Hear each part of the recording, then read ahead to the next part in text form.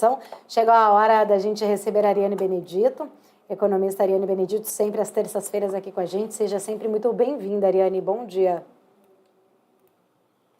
Bom dia, Paula. Bom dia a todos. Mais uma terça-feira aqui. Então, bora falar de economia. Bora, e hoje PCA, né? Queria entender um pouco mais, aprofundando, considerando aí o IPCA de maio acima ali das expectativas do mercado. Primeiro, entender como você avalia a composição do índice, especialmente aquela variação média ali dos núcleos, serviços subjacentes, que acabaram vindo ali um pouquinho acima também do esperado. Porém, até fica uma dúvida, Ariane, inflação vem ali ligeiramente pior do que a expectativa. Os núcleos também acabam mostrando ali, né, sinais negativos. As projeções pelo foco das expectativas de inflação vêm piorando e o mercado está reagindo bem. Juro futuro caindo, bolsa subindo. Estamos totalmente aqui sem entender esse movimento. Exatamente. Tinha tudo para ter um dia bem desconexo da abertura, do que a gente tem visto ali desde o momento em que não só iniciou o pregão à vista, mas os futuros também, né? A gente já começou um dia. Eu acho que tem muito a ver com o resultado dos últimos pregões, né? Principalmente da sexta-feira, que foi aquele choque total, começamos até o dia muito bem, e aí os últimos acontecimentos acabou derrubando demais o mercado. Ontem a gente viu um índice na estabilidade, batalhando ali para tentar se manter no positivo, mas não conseguiu, né? Um fechamento estável, diante também um pouquinho ali do respiro das commodities, que ajudou Vale, Petrobras, olhando para índice apenas isso. O que não deu alívio ainda tinha sido o dólar e os nossos DIs, que ficaram com a ponta mais curta em aberto, né? E diminuindo na ponta mais longa. Isso traduz o sentimento de cautela dado o dia de hoje, que era a grande expectativa do IPCA. No entanto, eu acho que o evento da semana acontece amanhã, não é uma super quarta, mas, né, os eventos nos Estados Unidos de política monetária e inflação acabam pesando um pouco mais. Em relação ao IPCA, veio dentro do esperado, vamos dizer assim, um pouquinho acima das expectativas, mas o qualitativo de pressão nos núcleos, né, o índice de difusão descolando ali, um pouquinho acima, eu esperava até um pouco mais sobre a reação de movimento altista no índice de difusão, achei que veio até meio ameno, né, do que poderia ter vindo, isso devido a um pouco de sazonalidade que a gente tem até o período ali de maio, que agora é para acabar, não tem mais, e o que chamou minha atenção foi uma pressão maior sobre preços administrados também. O grande choque que acredito que foi a dispersão das expectativas, né, o desvio padrão, ficou concentrado no setor, no grupo de saúde e cuidados pessoais, com o reajuste dos planos de saúde que veio acima da maior parte das projeções. Estava fazendo um comparativo aqui com a nossa e com as projeções do mercado, ficou bem acima do projetado, né? Acho que esse foi um choque interessante e que realmente dá essa movimentação acima das expectativas, mas excluindo alguns choques, como esse inesperado, e com o que a gente já esperava, que era o caso de aumento das passagens aéreas, né, uma pressão maior sobre o grupo de transportes, alimentação e bebida, a gente já tem, né, já está vivendo isso, e a expectativa já era de uma continuidade, dado o nível de renda, nível de mercado de trabalho, o consumo das famílias, isso já era um pouco mais previsível, e por isso a expectativa de um IPCA mais alto, né? Mas poderia ter sido bem pior, Paula, se a gente olhar, pegar esse impacto do grupo de saúdes que estava fora da projeção da maioria e olhar pelo que já estava projetado, a gente consegue aproximar mais para o que era o consenso de mercado de 0,42% de inflação para maio. Então, acho que por isso o mercado deve estar aproveitando esse momento de uma inflação mais previsível, né, já mais esperada, mais próximo do esperado, e com os últimos reajustes também da própria expectativa, como você bem citou, Focus, já estão reajustando, né? Já vimos nas últimas medições do Focus essa inflação mais próximo da banda superior do sistema de metas de inflação, que já chega num consenso em que a inflação desse ano está mais perto dos 4% do que propriamente do centro da meta. No entanto, a notícia boa até o momento é que ainda o mercado, o Banco Central, né, todas as autarquias necessárias ali para a condução de política monetária e até mesmo, né, a consolidação das implícitas, tem essa expectativa de uma inflação ainda dentro do centro da meta, mais próximo da banda superior, mas ainda dentro do centro da meta, o que dá um respiro para a gente, que abre uma possibilidade do mercado trazer um dia até que positivo, mas ainda olhando para amanhã, que é o grande dia da semana. Eu não ficaria tão otimista assim, porque ontem a gente também começou um dia um pouco mais positivo e no final do dia o Bovespa acabou entregando com dólar alto e ainda abertura de juros. Então, acho que está um pouco cedo ainda para a gente discutir se dá para manter esse sentimento positivo após o IPCA acima das expectativas e com o evento que tem amanhã. Pois é, Ariane, começou abrindo em alta, depois perdeu o ímpeto, perdeu o fôlego e aí acabou entregando boa parte dos ganhos. Eu queria só estender um pouco mais sobre o IPCA, porque tem um ponto importante, Ariane. Lógico que tem todo o cenário, principalmente serviço, principalmente os núcleos ali que são muito monitorados pelo Banco Central, mas tem a questão dos alimentos que acabaram sendo um grupo importante nessa alta do mês de maio. E a gente ainda tem perspectivas em relação a alimentos, principalmente por conta de todo o cenário no Rio Grande do Sul. Ainda não se sabe exatamente a extensão do impacto, ainda não sabe exatamente o que pode acontecer. Talvez esse grupo seja preponderante ainda mais na desancoragem das expectativas, talvez até mesmo para algumas casas ou algumas pessoas que têm se manifestado aí imaginarem que o IPCA esse ano vai ficar acima do teto da meta, chegando a mais de 4,5% em 2024. Será que esse componente, esse grupo, vai acabar sendo ali um preponderante fundamental para desancorar de vez ali as expectativas inflacionárias nesse ano?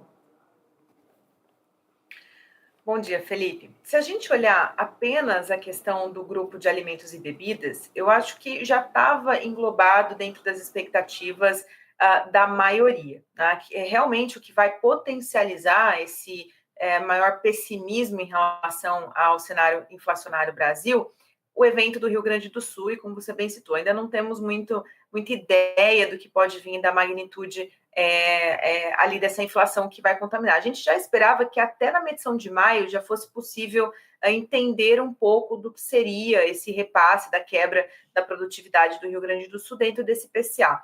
E também havia uma expectativa de ver arroz ali ganhando junto com batata inglesa, o café, o leite, né, que foram os itens que se apropriaram mais da alta de preços. E não aconteceu ainda.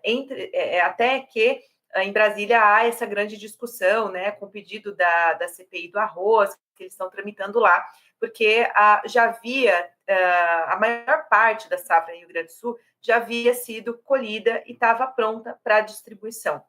Então, se discute muito se realmente houve uma quebra tão sistemática a ponto de não conseguir suprir e que, na verdade, os estoques seriam suficientes para, nesse momento, suprir a demanda, que não haveria necessidade de recomposição. Talvez essa questão esteja dando razão, né? A medição desse IPCA esteja dando razão ao grupo que defende que esse nível de estoque, principalmente do arroz, que é um produto muito importante para o IPCA, nesse momento ainda tem condições de não houver uma quebra, uma interrupção e que cause um choque de preços. Mas a expectativa era pior, né, dos analistas, e vai continuar sendo, acho que agora, para o próximo mês, principalmente, dado não ter mapeado de forma tão intensificada assim, o evento do Rio Grande do Sul, por conta da inflação de expectativa, né? Então, a gente tem os 3 ciclos de inflação que, obviamente, o Rio Grande do Sul vai passar, vai trazer para a economia brasileira, né? A inflação de expectativa, a inflação que aí a gente tem de escassez e, na sequência, a inflação de demanda, né? Ela ainda está para acontecer e a gente vai viver os próximos meses ainda esse movimento altista da inflação. Mas quando eu excluo essa questão e olho só para a expectativa do grupo de alimentos e bebidas, a gente já esperava que isso iria acontecer até o final do ano, essa crescente um pouco maior, que não dava também para encostar muito as expectativas de inflação para 3%, dado o que a gente está observando nas medições dos índices de atividade, como o mercado de trabalho e renda média das famílias, que se traduz numa numa crescente da renda média. Essa renda média, principalmente, primeiro ela é repassada para produtos essenciais e principalmente no que a gente vê em habitação e alimentos e bebidas, tá? Então, uma expectativa de crescimento maior e continuidade desse mercado de trabalho mais aquecido, essa conta do alimento, né, da demanda por alimentos e bebidas, faria uma pressão inflacionária dentro desses grupos. Então, estava meio que esperado, né? Então, de curto prazo, eu acho que não haverá uma pressão adicional, mas a continuidade dessa expectativa que já era vista, dado a expectativa de uma renda maior. O somatório vai ser, de fato, aonde a gente vai entender onde está concentrado a quebra da produtividade do Rio Grande do Sul, que vai adicionar uma inflação em cima desse cenário base, que já era o esperado, né, de um resultado de um PIB maior. Eu acho que também essa questão do PIB maior, dado a expectativa de uma interrupção de crescimento nesse momento, no curto prazo, mas passado o momento de choque, de novo a retomada do crescimento brasileiro, também gera uma expectativa de inflação maior para essa conta. E por isso desancora as expectativas de mercado, levando a projeções aí de mercado acima dos 4% da banda superior. Eu ainda acho que dá para trabalhar com 4% de expectativa final, mas obviamente com a probabilidade de um cenário de mais choque inflacionário do que se a gente trabalhar com a possibilidade de não haverá e o fechamento de fato será em torno dos 4%. Acho que seria conservador esperar de 4 para cima do que menos, né, se a gente estopasse essa contaminação inflacionária, né? O cenário inflacionário maior, ele é uma realidade, a gente vai ter que trabalhar com isso, bem como a taxa de juros também maior, né? Não temos mais como trabalhar diferente com um cenário alternativo, não conseguimos estressar um cenário diferente. Comentou, né? O dado ou o evento importante é amanhã, né? Com a decisão do FONC, talvez a decisão em si, né? Fique um pouco marginal ali e o comunicado, as falas de Powell sejam os mais importantes eventos. Se a gente for colocar nessa balança, né? Até na expectativa do que pode acontecer na semana que vem. Esse fato do IPCA ter vindo um pouquinho pior do que o esperado, pressionando, né, a inflação aqui no Brasil, o fato de nos Estados Unidos o payroll ter trazido muita cautela e ali tirado perspectivas de corte de juros até mesmo um pouco mais próximas ali para setembro, esses eventos todos condicionam o nosso Banco Central a adotar um tom ainda mais duro, ainda mais rígido, hawkish, na semana que vem, porque já tinha, né, esse componente mais pragmático, mais hawkish na reunião passada, a cisão animou ainda mais o mercado, e aí a gente tende a ter, né, um Banco Central mais enfático, mais incisivo, principalmente por conta de todo esse cenário mais incerto do que havia na última reunião?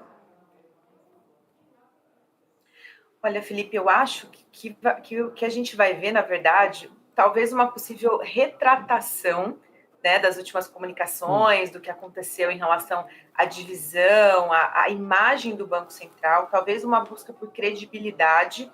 Eu acho que o foco seria mais isso, porque se a gente pegar o balanço de risco do Banco Central, na qual eles defenderam de uma forma muito pesada, e as falas, né, de Galípolo, Campos Neto, nos eventos da semana passada, também reforçando esse sinal de alerta sobre a desancoragem das expectativas, principalmente, que eles devem usar, obviamente, o resultado do IPCA para embasar, né, o que já tinha colocado no balanço de risco, e acho que o que vai ser, de fato, a cereja do bolo, tanto para um cenário mais benéfico, talvez de um alívio na comunicação, mas não de mudança da trajetória, né? Acho que não tem espaço para fazer nenhuma mudança de alívio, né? Ou do que já está, do que o mercado já espera, que é esse aperto em relação ao que o Banco Central brasileiro vai fazer.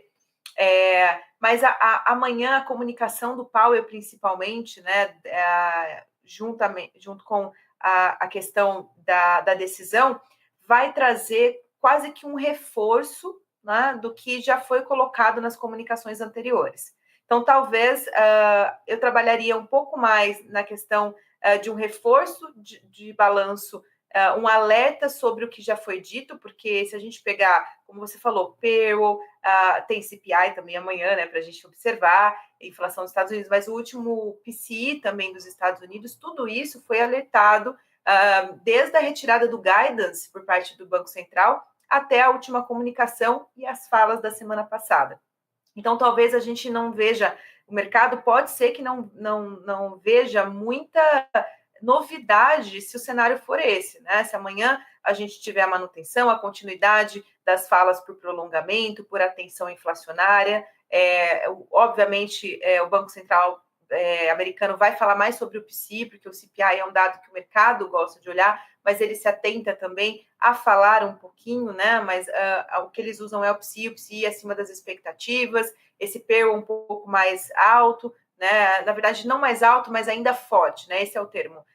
A continuidade de um cenário de atividade via mercado de trabalho robusto, porque se a gente pegar os PMIs também, a gente teve algumas frustrações ali em indicadores de atividade americana, né? Uma coisa quase que um cenário meio misto, bem como está acontecendo com China também.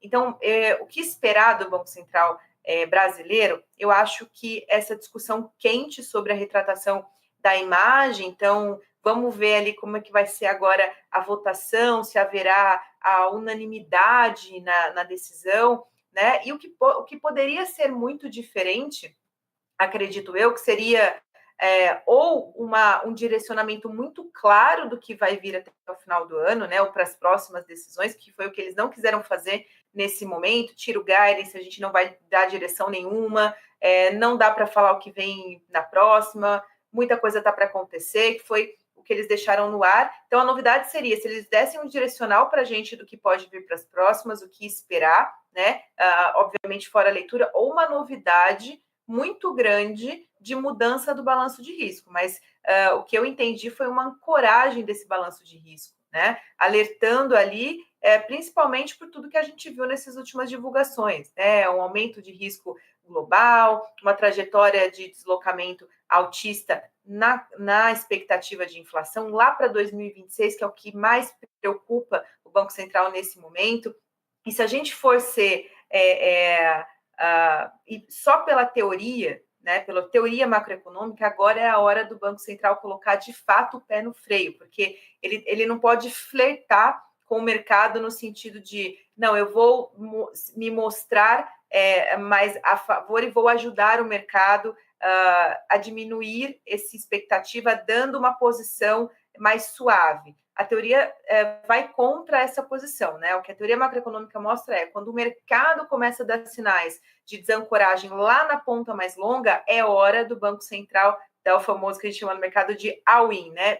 Põe o pé no freio, estopa a política monetária bem contracionista para não ter esse flerte com a desancoragem ainda maior das expectativas. Por isso, o mercado tende agora ainda a maior probabilidade do Banco Central fazer manutenção, né?